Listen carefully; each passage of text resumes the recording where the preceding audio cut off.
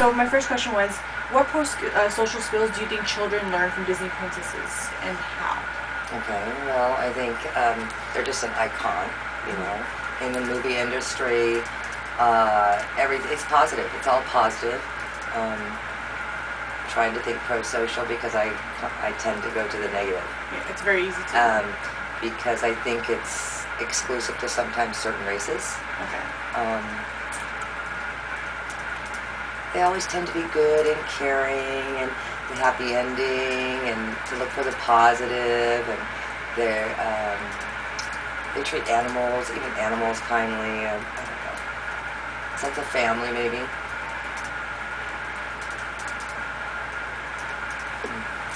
It's hard to think of the positive.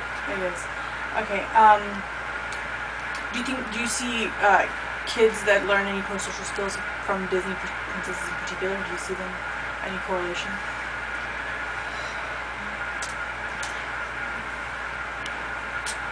I mean, I think that all little girls want to grow up to be a princess. Is that a good thing? You know? I don't see it as a good thing. No. Because I think it's stereotypical, and I don't think that it's, I think that The Princess and the Frog gave us a little bit of enlightenment to that, to bring in an African American princess. There was also the Native American princess, but primarily it still emphasizes the quote-unquote white as being right, and white princesses, and I think you still see children will tend to choose the white one. I mean, there's research on both sides, but there is still some tendency for children to often choose the white doll, or, so I would be interested to learn more about how we might utilize them more pro-social. Okay. And did you yourself grow up with the Disney princesses? And if so, what you did not? Okay.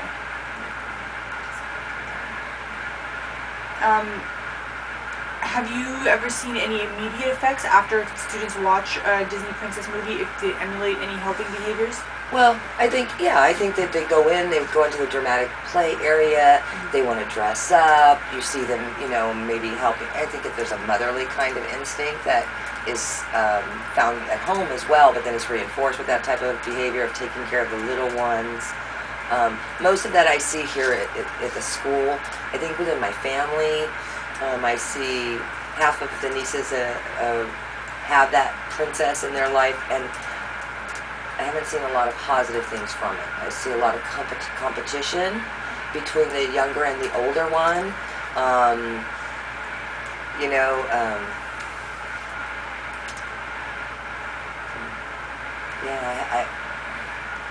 That's tough because I'm biased.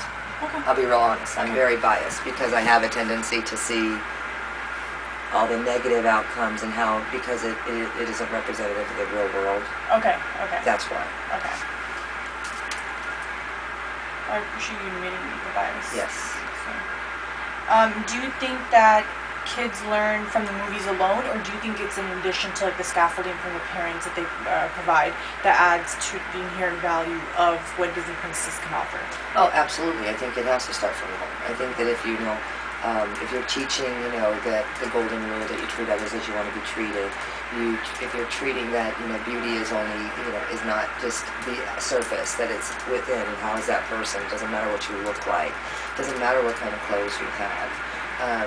I think I just thought about, with Cinderella, how she came from nothing and then she turned into a princess. So I think that is a proactive behavior that could be emphasized. But definitely the scaffolding and values that are being taught at home. And it could be that that's more powerful than the princess. So, like anything, you can use it and build upon it either in a negative aspect or in a proactive or positive aspect. Okay. And my last question, actually I have two more questions, is have you ever seen any boys interact with princesses, whether it be through movies, dolls, or memorabilia? I don't think I have. Have they had a negative response to it at all? Or I'm trying to think of here at school and the boys and I mean, because I'm not in the classroom, so I go into the classroom. Okay. So I wouldn't have as many opportunities as a teacher who's in the classroom. Okay. In here, we stay away from. I have princess stickers, but the boys never want princess stickers. Okay. You know, they'll take Diego and you know, Dora. Those are much more appealing. They take Dora? They'll take Dora. Okay. Yeah, they will take Dora. But just princess stickers, no. And in here, all my stuff is pretty. I try to have it gender neutral and, you know, build upon a lot of that stuff. Okay. And my last question is, do you think Disney princesses promote gender stereotypical roles, and how? Well, I think everything about Disney, there's definitely some other issues, okay? A lot of it, there's always the wicked stepmother, there's, I mean, a wicked woman, and then there's the pretty one, and then the ugly one. So I think across the board, the princess her figure is very thin and curvy, and she's beautiful. She usually has long hair.